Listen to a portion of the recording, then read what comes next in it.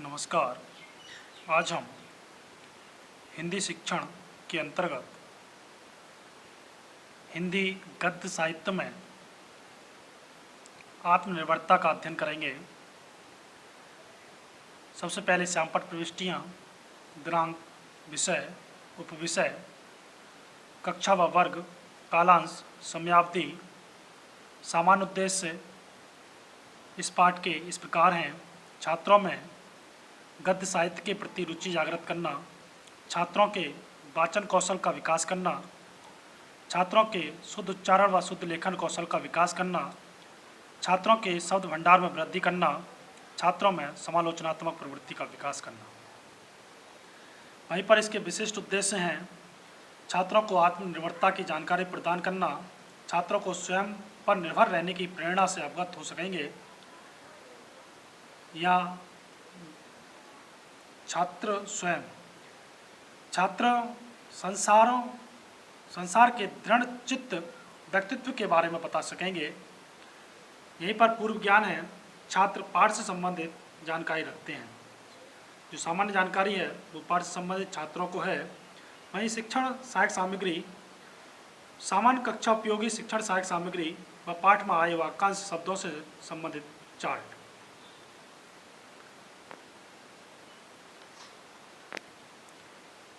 इस पाठ के प्रस्तावना प्रश्न: पूर्व ज्ञान अनुमान, भारत कब स्वतंत्र हुआ? भारत 15 अगस्त 1947 को स्वतंत्र हुआ। छात्र उत्तर देंगे। यहाँ पर प्रश्नोत्तर विधि का प्रयोग किया जा रहा है। भारत स्वतंत्रता से पहले किसके अधीन था? स्वतंत्रता से पहले भारत अंग्रेजों के अधीन था। स्वतंत्रता के बाद भारत ने सर्वप्रथम क्या किया?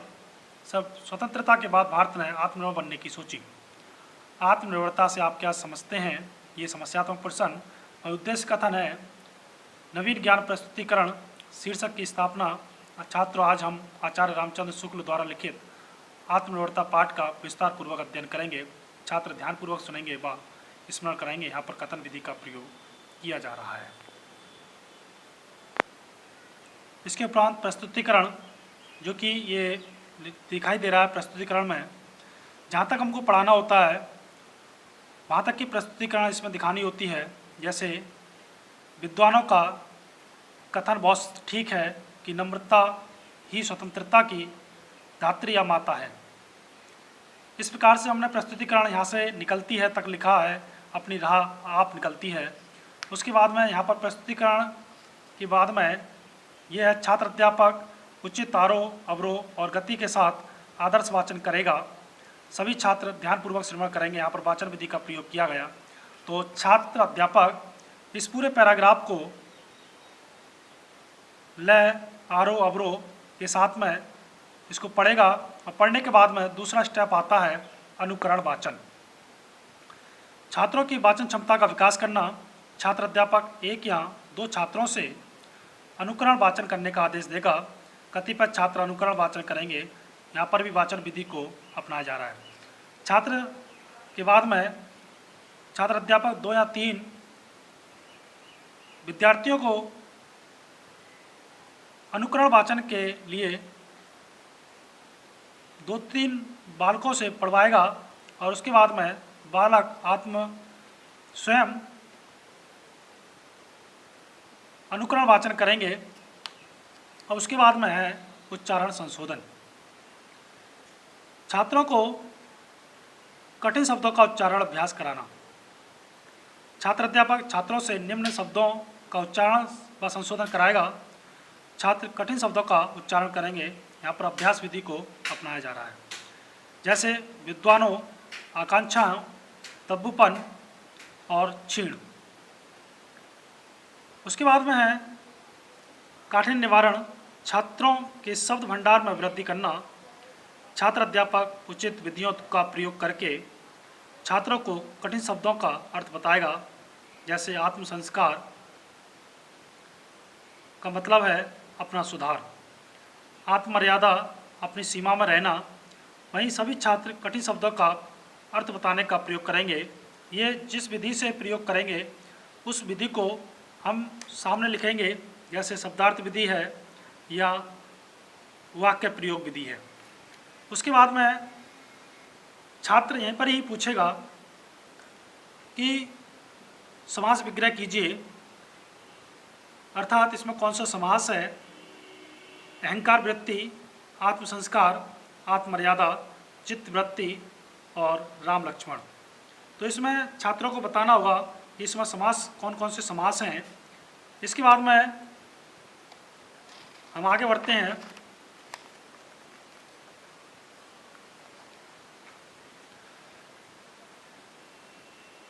अगला स्टेप है मौन वाचन। छात्रों में चिंतन, मनन और स्वाध्याय की आदत विकसित करना। छात्राध्यापक सभी छात्रों से मौन वाचन करने को कहेगा। जो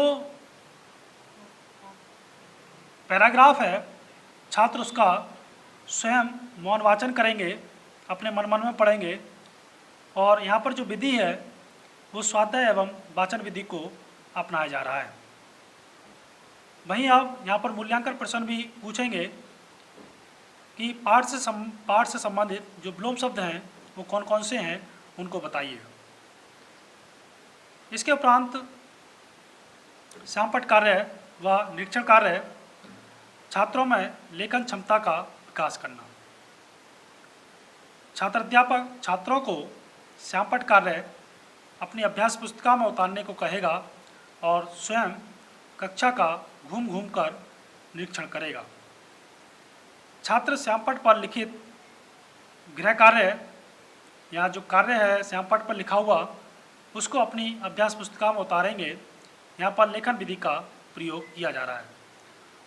उसके बाद में ये जो श्यामपट्ट कार्य दिखाई दे रहा है, इसमें जो ही मुख्य बिंदु होते हैं हम उनको इसमें अंकित करते हैं।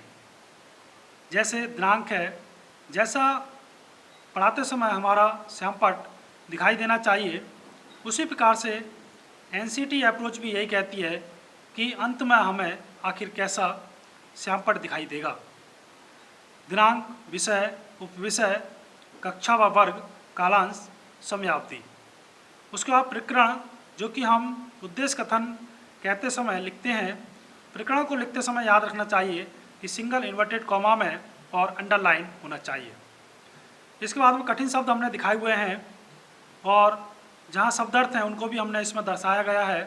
तो इस प्रकार से जो छात्र अध्यापक है ये श्यामपट्ट कार्य उतारने के लिए कहेगा और पूर्व दिवसों में जो गृह कार्य दिया है उसको भी निरीक्षण करेगा। अब आगे चलते हैं गृह कार्य में। गृह कार्य है अभ्यास, यहाँ पर शिक्षण बिंदु है। छात्र अध्यापक लपेट श्यामपट्ट पर लिखित गृह कार्य को छात्रों से उतारने को कहेगा और छात्र गृह कार्य को अपनी अभ्यास पुस्तिका में उतारेंगे। जो ये गृह कार्य है उसमें यह है कि निम्न शब्दों से पूर्व आत्म लगाइए। जैसे परिचय तो आत्मपरिचय, चिंतन, निर्भर, बोध और कथन शब्दों के भी आगे लिखकर लाना है। तो इस प्रकार से ये हमारा शिक्षण सहायक सामग्री के रूप में भी कार्य कर रहा है। तो हमने ये गृह कार्य इस प्रकार से दिया है जो कि छात्र अपनी अभ्यास पुस्तिका में उतारेंगे। यहाँ पर लेखन कौशल या लेखन विधि का प्रयोग किया जा रहा है। धन्यवाद।